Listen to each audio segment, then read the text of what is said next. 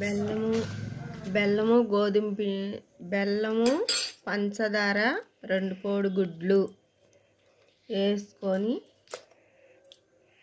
Mixie పట్టాలి. గోధుమ పిండి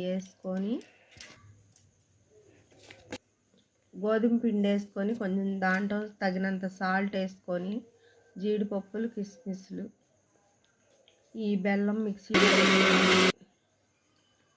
ఈ గుడ్లు మిక్సీ పట్టింది గోధుమ పిండిలో పోసి తిప్పి బాగా నీళ్ళు కూడా వేసుకోవాలి, యాడ్ చేసుకోవాలి నీళ్ళు కూడా. తర్వాత ఒక గిన్నెలోకి తీసి పెట్టుకొని గిన్నెలో నూనె అవన్నీ వేసుకొని పిండి వేసుకొని ఇడ్లీ పాత్రలో పెట్టుకొని ఉడకనిచ్చాలి. తర్వాత తీసి ఒక గిన్నెలోకి ఒక ప్లేట్లోకి వేసుకొని